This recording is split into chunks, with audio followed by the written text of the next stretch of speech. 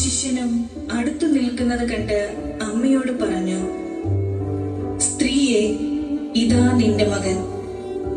അനന്തരം അവൻ ആ ശിഷ്യനോട് പറഞ്ഞു, ഇതാ നിന്റെ അമ്മ.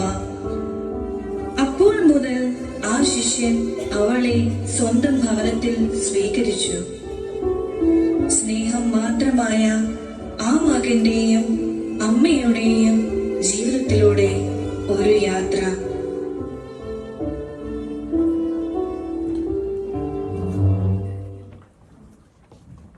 സാറാ, എന്താ മറിയേ, നിങ്ങൾ അറിഞ്ഞോ? എന്താ കാര്യം? അതെ, ബത്ലഹേമിലെ ഒരു കാലിത്തൊഴുത്തിൽ യഹൂദന്മാരുടെ രാജാവ് ജനിച്ചിരിക്കുന്നുവെന്ന്. രാജാവോ? കാലിത്തൊഴുത്തിലോ? നിന്നോട് ആരും ഇത് പറഞ്ഞത്? ഞാൻ കേട്ടതാ സാറാ. 3 ജ്ഞാനികൾ അവർ കിഴക്കൊരു നക്ഷത്രം കണ്ട് ആ ശിശുവിനെ ആരാധിക്കാൻ വന്നുവെന്ന്. ആ ശിശു ഒരു ദൈവപുത്രനാണെന്ന്. എങ്കിൽ നമുക്കും അങ്ങോട്ട് പോയാലോ? നമുക്ക് പോകാം.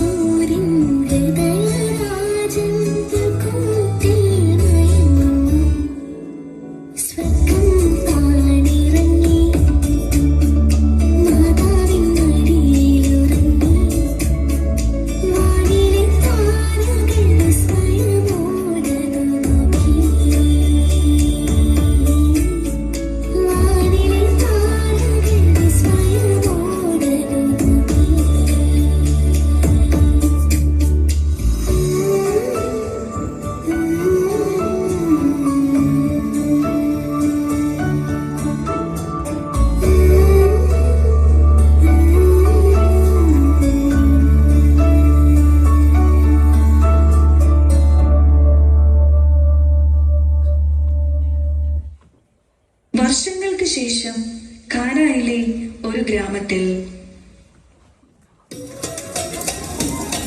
എന്നാൽ എല്ലാവരും കൂടി ഒരു രഹസ്യം പറിച്ച് സന്തോഷത്തിലാണല്ലോ. എന്നോട് കൂടി പറ, ഞാനും കേൾക്കട്ടെ. അതെ, സന്തോഷം തന്നെയാ. കഴിഞ്ഞ ദിവസം കാനായിൽ ഒരു അത്ഭുതം നടന്നു. അത്ഭുതമോ? എന്ത് അത്ഭുതം? അത്ഭുതം നമ്മുടെ മറിയത്തിന്റെ മകനില്ലേ, യേശു പച്ചവെള്ളം വീഞ്ഞാക്കി മാറ്റിയെന്ന്. പച്ചവെള്ളം വീഞ്ഞാക്കി മാറ്റിയെന്നോ?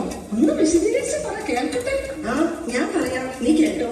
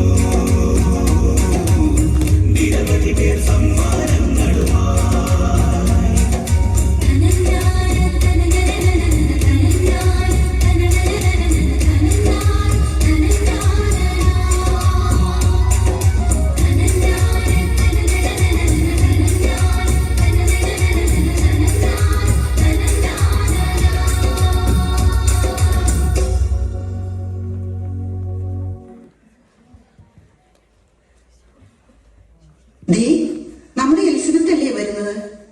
അവൾ എന്തിനാണ് കരയുന്നത്? വാ, നമുക്ക് പോയി ചോദിച്ചു നോക്കാം. എലിസബത്തെ, നീ എന്തിനാണ് കരയുന്നത്? നിങ്ങൾ അറിഞ്ഞില്ലേ,